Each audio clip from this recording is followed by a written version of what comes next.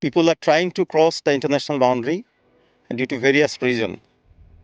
They have relatives over there, and we are doing a lot of awareness program. But some of the times they're taking the opportunity and they're trying to cross the international boundary.